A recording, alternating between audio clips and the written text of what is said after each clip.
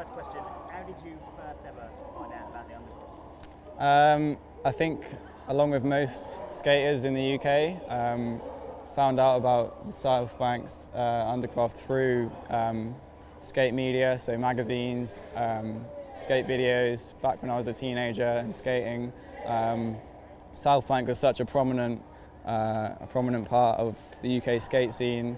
Played a heavy role in how the scene developed and the tricks that went down and the tricks that were, just a key part of the scene, I guess. I'm waffling on, so I'm losing my point here. It's really distracting with them in the background. The main thing is it's distracting you. Yeah, I'm losing my thought process. It's really weird. All right, I'll start again. I'll try and. Yeah, it's really distracting to me. All right, I'll try and start again. Yeah, just speak a bit louder, maybe. I think it sounds okay. I'm just getting distracted myself. All right, I'll just start again. Can you ask the question again? Sorry. So Elis, how did you find out about the undercroft? I found out about the undercroft along with a lot of other people in the UK skate scene through mostly skate media, so videos and magazines. It was a really key part of the skate scene in the UK. You wouldn't see a skate magazine back in the day without there being one or two pictures of South Bank in there somewhere. So yeah, I think it had such a prominent role in the skate scene in the UK, definitely, and it's known worldwide as well. So as a skater growing up, when you're a teenager, you just know about South Bank. It's just one of those places you just know about, and yeah. So when did you first come here? When did you first start skating? I started to come here only about a year or so ago, because I'm not from London originally. So when I moved down to London, inevitably I was going to come and check out South Bank because I was a skater and obviously know about South Bank. And so I started to come down and skate here, and yeah, I've been there every day since, pretty much. How was that experience of first coming here? Did you find it intimidating? Did you find it welcome? I think the first time coming here, I think it can be quite intimidating for most people. I remember it being a little bit intimidating, just because it's the same with any social situation. You know, you're going somewhere where there's just a load of new people who you don't know. You know, it's like the first day at school or something like that. You know, you don't know anyone, but you soon get to know people, and you get to know people's personalities, and people get to know yours, and you know, you get an idea of who's who in the scene. So I think, yeah, it was a little bit intimidating at first. Maybe not intimidating, but maybe just a bit. Can't think of a good word to describe it. But yeah, maybe not intimidating as much, but it wasn't exactly, I didn't stroll in straight away with like a big ego or anything like that. You know, you have to find your place in the scene, and it does take a little while. You know, I guess, like I say, like I put in the work, like coming here every day. Like I spent a lot of time just coming here on my own at the start because I didn't really know anyone down here. So I'd come here a lot on my own, and just eventually start talking to a few people. Kind of like naturally start to blend into the group there, I guess, and become part of the community, which I'm part of today. So when you first started coming to skating here, obviously this would be in the midst of the campaign. So the campaign was up and running at that point. Yeah. How did you get involved in the campaign? So yeah, the campaign was already running even before I moved to London. So I'd heard about the campaign back in Somerset, where I was living before, and I was aware of what was going on. And when I came to South Bank for the first time, obviously I signed a petition, said hello to the guys, and then kind of went about my business skating. And then, as I said, kind of was coming down here a lot on my own. And I think it was just as I started to find my place amongst the different people at South Bank, I just kind of naturally started to become involved with the people who are on the front line of the campaign, I guess. So people like Louis Woodhead and Joey and Domas and Grant as well. So the people who were on the table every day, they were the people who I was seeing every day at South Bank. So started to just chat with them and started to, it was summer at the time, so I was just, spending a lot of time just sitting at the table with them, just relaxing, and just kind of naturally started to sit on the table and talk to people walking past as well. So it was a very natural thing that happened. I never kind of came to South Bank and was like, okay, I'm going to come and I'm going to become part of the Long Live South Bank campaign. I just came here to skate, and it kind of ended up that I helped out a little bit towards the end. So how is the skate scene in Somerset? How is it different? It's radically different from the London scene. Yeah, it's very much, it's not much of a street skating scene, more of, because it's very spread. Oh yeah, sorry, yeah. So the Somerset skate scene is pretty different from the London skate scene. It's very based on, it's more based around skate parks, because Somerset's a very spread out place with a lot of empty land, farms and just fields. So there's kind of skate parks dotted around in different places, but there's not the streets that you have in London that are between all of the skate parks. So it's kind of like you get different groups at different skate parks, and it's very like territorial. You could go to a different skate park one day and you don't get a very friendly vibe, whereas London, it's like there's crews everywhere, but everyone's kind of part of the same scene, do you know what I mean? So Somerset, I feel like it's very isolated. You're part of your own skate park, and that's about it. You know the people at your skate park, and occasionally you'll go out to other skate parks, but it's nothing like London at all. So. So if David's got that question, hasn't he, where he's saying about what if they were to open this. Yeah. So maybe if you could sort of just give a bit of context, can we give a bit of context before that? Say, all of this used to be open, yeah. For skating, and then it was closed off. Okay, so how do you want me to start that? Just say like, you can see here. All of this used to be that. Yeah. But then if they were to, open that up, then what do you think it might do? How do you think that might change? Okay. Okay. So basically, what effect would it have? If that was to be reopened up. Okay. But maybe just when you talk about it in the perspective of like what you've heard about. Yeah, because obviously I wasn't here, but. Yeah, so it'd be nice to say that. Yeah. Okay. Can you tell us a bit about the space behind us and the potential of that space? Yeah, so the space behind us here, I was never around at the time, but I believe in. No, I'll start again. Sorry, say the. I had a thread then, but I lost it. Sorry, just prompt me again. So can you tell us a bit about the space behind us and what you've heard about that and the potential that it might have if that were to be opened up again? Yeah, the space behind us, back in the day it used to be fully opened out. I wasn't around skating at the time obviously, but I've seen pictures and heard a lot of stories about how it used to be just fully opened out, and you can even see in there now the kind of remains of what used to be behind there. And it was, I believe, like South Bank now is like a quarter of what it used to be, so it would have been fully opened out back in the day, and I think it would change if it were to be opened back up. I think it would completely change the dynamic of South Bank again. So I think it used to have a completely different flow to the space, whereas now it's because it's been cut off, it's changed the flow of how people skate there. I guess it's made it a bit more linear.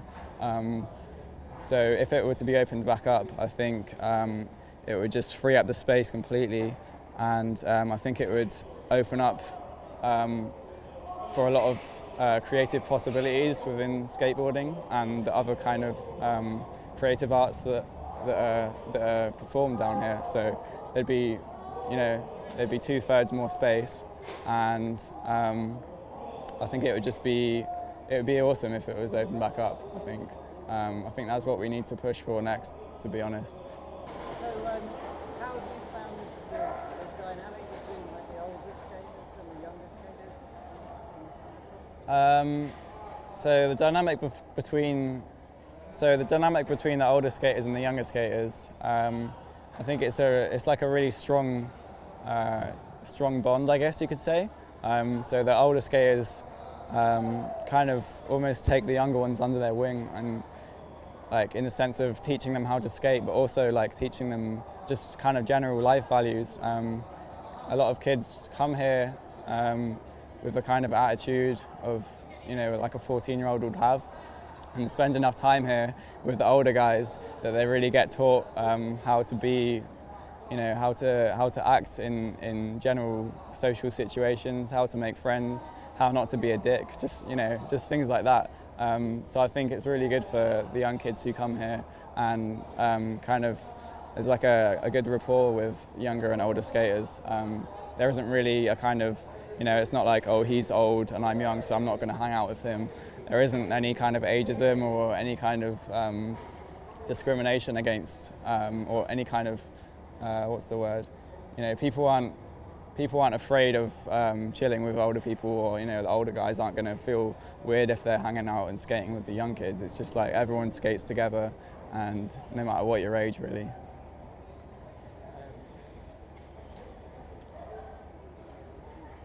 Do you get a feeling that is partly because of it's been here for so long? Do you think that's something do you get a feeling that's been handed down? Yeah, so I guess it's been, that feeling's been handed down definitely amongst the different generations throughout the years. I think it's maybe imprinted into how South Bank is now. I guess since the 70s when it's been skated, I think there's always been that older generation rearing up the kind of younger generation, I guess you could say, and then that generation kind of becomes the older generation, and it's like the circle of that. So yeah, I think it's always been around. Have you seen any sort of trouble or problems in the undercroft? How do you mean? What kind of trouble? Like people playing around, misbehaving, or that's really distracting. They're really going for it now. Yeah, let's wait for them to get over there. You can't hear shit, can you? I think it must be their finale or something. It's the climax. Yeah, that was it. Yeah. So yeah, do you want to? So yeah, trouble. What kind of trouble? Just like an example of the stuff that you were talking about, like a particular incident or anything? I mean, I can't think of any particular incidents, but you know how there's enough little 14-year-old, 13-year-old kids. They're going to get into scraps and things like that. But the older generation will always pull it apart, and a couple people that will take them to either side, and tell them that, like, that's not what you do down here. That kind of stuff's not welcome in South Bank. And the young kids soon learn that that's not really, here isn't the place to bring their problems, and whatever problems they have with other people who are down here or anything like that, it's not the place to fight it out or whatever. So I want to ask you about sort of just lately about the heritage side of things. Okay. So, like, when do you think about the undercroft as being heritage, or in the same way as the normal sort of way that you think about heritage? You mean like, as in like, kind of like a Stonehenge type heritage, like as an example? Do you mean like that? Yeah. Okay, so yeah, I guess South Bank, I guess the Undercroft is, it is a very, I would see it as a heritage site, definitely. It's more of like a modern day heritage site. I guess people see, when you think of like something like a company like English Heritage, you think of places like Stonehenge, or like the Tower of London or whatever, like old places that have been around for like hundreds of years. But to me, The beat and this, yeah, just wait for both to calm down. This is like a good. This is really often for you, though. I'm over it now. I've blocked it out. Okay. Yeah, do that first again. Because again, that was really brilliant what you were That was saying. really good what you were saying. But it just took away from it slightly that people were cracking up in the background. Like, you're making a case for this being a heritage. Heritage and all that, yeah.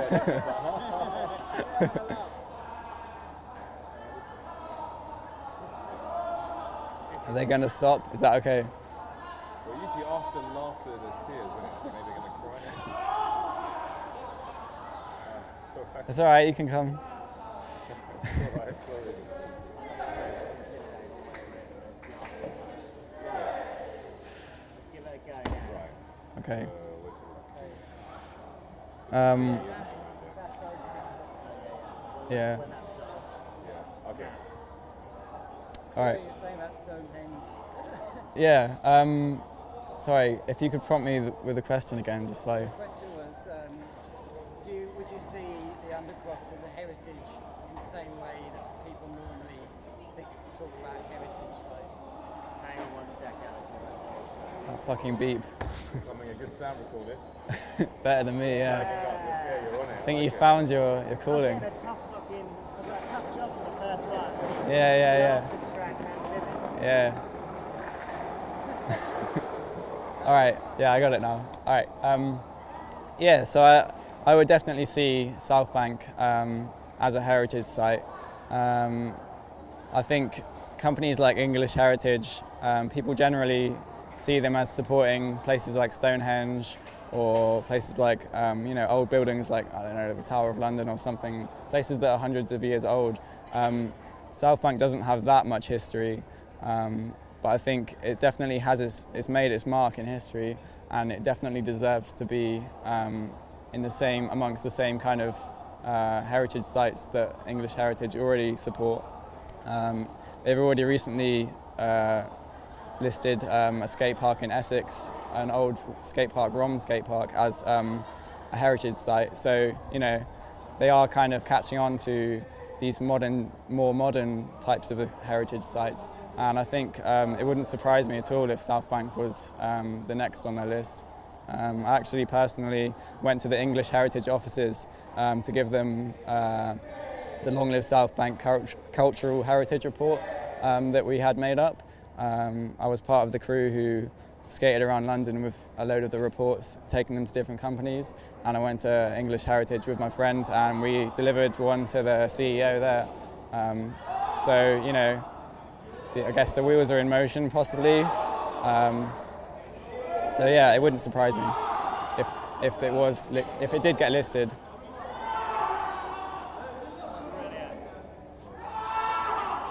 So loud.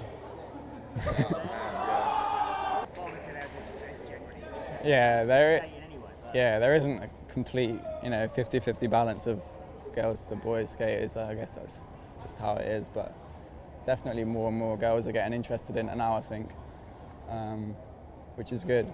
I think more girls should come down to South Bank and to skate. I think a lot. I don't know. There might be a weird kind of stigma around it, but yeah, I just think everyone should come down and enjoy it. Anyway, yeah. Right, Let's hear this. That was a bonus question. We got that. Yes. I get the bonus points. You've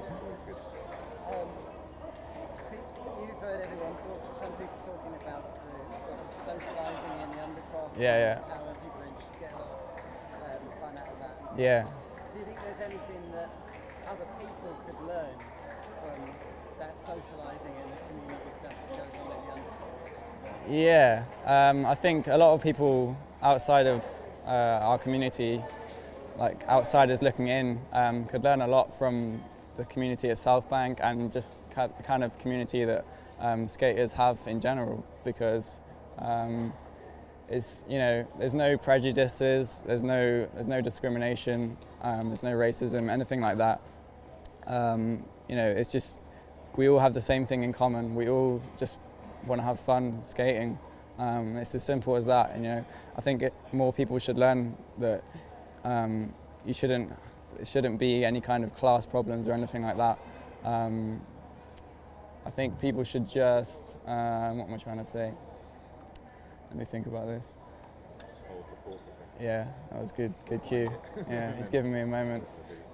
What am I trying to say? Yeah, so I think outsiders looking in on the community at South Bank could learn a lot of valuable lessons from how we socialise. I think there's no discrimination. There's no kind of issues with different people's classes or backgrounds. We're going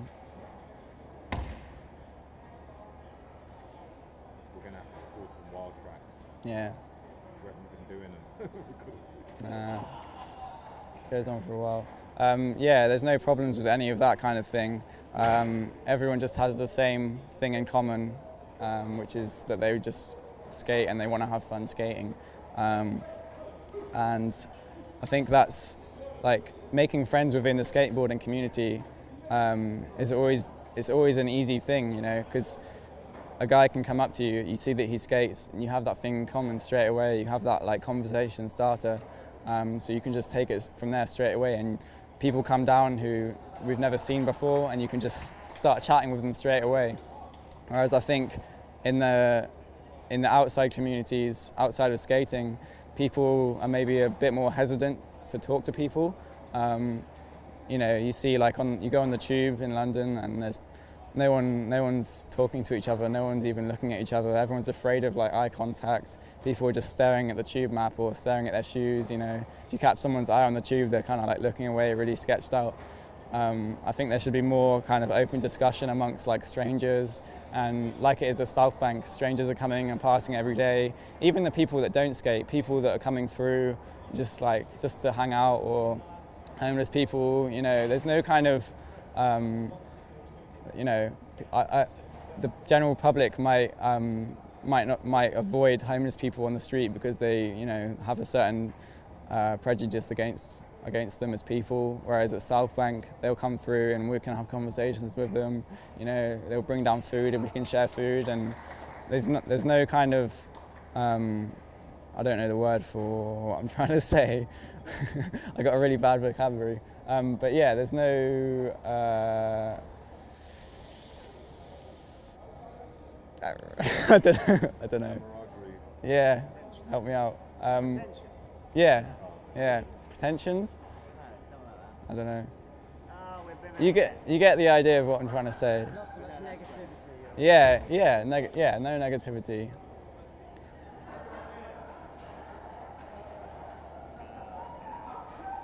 Right. Are we ready for Not too many negatives. Not too Yeah, not too many negatives.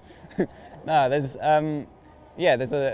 definitely a lack of negativity around the community at South Bank.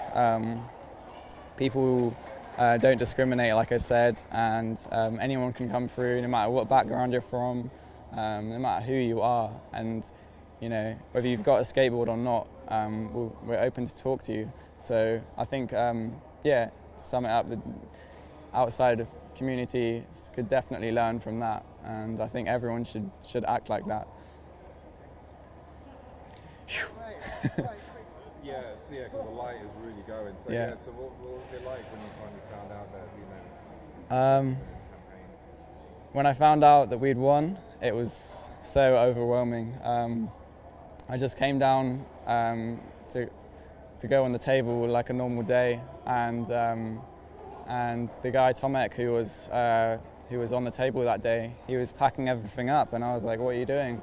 He was like, "We've won," and I couldn't believe it. And we packed the table up early, and it felt really weird. And like we took the table back, and it was like 2 in the afternoon, and it felt so strange. It felt really surreal that first day, and people were coming down, and there wasn't like instant celebrations like you'd imagine. It was like everyone was just a bit overwhelmed, and like we've actually done it, because it's that like classic like David versus Goliath battle, you know, and we won. So it was really it was incredible. Great. South Bank in 2 words. All right, yeah, I've had time to think about this, so this is easy. Sum up South Bank in 2 words, I would say second home. Simple as that.